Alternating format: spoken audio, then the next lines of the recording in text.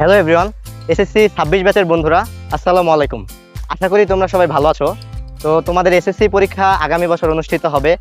এখন তোমাদের বড় ভাই যারা এসএসসি 25 ব্যাচ, তারা ইতোমধ্যে পরীক্ষা শেষ করেছে এবং তোমাদের পরীক্ষা সময় ঘনিয়ে আসছে। তো আশা করি তোমাদের প্রিপারেশন ভালো চলছে।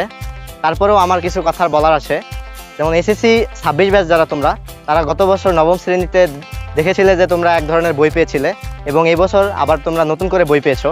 তো তোমাদের ব্যাচের মধ্যে একটি উত্থান পতন রয়েছে। তো সিলেবাসের ক্ষেত্রেও তোমাদের কিছুটা চেঞ্জ করা হয়েছে। দেখা গেছে আমরা যে বইটি পড়েছিলাম 24 ব্যাচে, তো সেই 24 ব্যাচের বই তোমাদেরকে আবার দেওয়া হয়েছে এবং সেখানে গুরুত্বপূর্ণ যে অধ্যায়গুলো সেগুলো সিলেক্ট করে শর্ট সিলেবাস আকারে দেওয়া হয়েছে। তো তোমরা আশা করি সেই অধ্যায়গুলোকে চর্চা করছো এবং অনেকে হয়তো অনেক সময় নষ্ট করে ফেলেছো। অনেকে মনে করছো যে প্রিপারেশনে অনেক ঘাটতি আছে। তো আবার অনেকে মনে করছো যে ক্লাস 9-এ কিছুই পড়া হয়নি, 10-এ কীভাবে শুরু করব। তো আমার ক্ষেত্রে একটা জিনিস বলা থাকবে যে তোমরা যারা নবম শ্রেণীতে পড়েছো, তোমাদের ওই অধ্যায়গুলোর সাথে কিন্তু এবছরের অধ্যায়গুলো অনেকটাই রিলেটেড এবং আগের যারা বেসিক ভালো করে পড়াশোনা করেছো তাদের সাথে কিন্তু এই দশম শ্রেণীর বইয়ের যে শর্ট সিলেবাস সিলেক্ট করা হয়েছে সেখানের সাথে অনেক কিছুই মিল রয়েছে। তো তোমরা যারা এই শর্ট সিলেবাস শেষ করবে কিভাবে এটি ভেবে কাতর হয়ে যাচ্ছ, আমি মনে করি যে তোমরা অনলাইন রিসোর্সেসগুলোকে ইউটিলাইজ করতে পারো। অনেকের কাছে অফলাইন প্রাইভেট অ্যাক্সেসিবল না, আবার অনেক প্রত্যন্ত এলাকা রয়েছে যেখানে ভালো শিক্ষক পাওয়া যায় না। ঢাকার এদিকে হয়তো বা অফলাইন শিক্ষক অনেক ভালো পাওয়া যায়।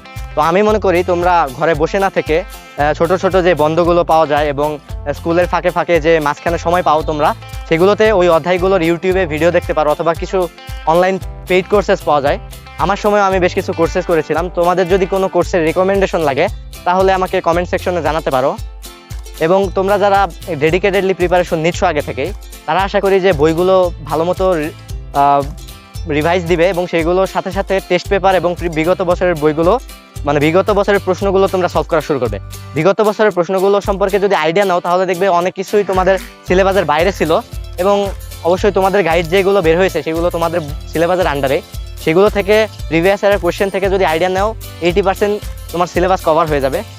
একই সাথে তোমরা বই দেখে ম্যাথগুলো যে আছে, বইয়ের ইম্পর্টেন্ট ম্যাথগুলো সিলেবাসের আন্ডারে, সেগুলো ভালো মতো সলভ করবে। ফিজিক্সের ক্ষেত্রে গুরুত্বপূর্ণ যে অধ্যায়গুলো তোমাদের দেওয়া হয়েছে সেগুলোর ক্ষেত্রে কনসেপ্ট বোঝার অনেক গুরুত্ব রয়েছে। সো কনসেপ্টের জন্য তুমি ইউটিউবের বেশ কিছু ভিডিও দেখতে পারো। কেমিস্ট্রি, তারপর বায়োলজি, এগুলো অনেকটাই মুখস্থ এবং কনসেপ্টুয়াল। তো এই বিষয়গুলো ভালো মতো পড়তে হবে। ফিজিক্সের ক্ষেত্রে ম্যাথ পারতে হবে এবং ম্যাথের অনুশীলনীগুলো ভালো মতো সলভ করতে হবে।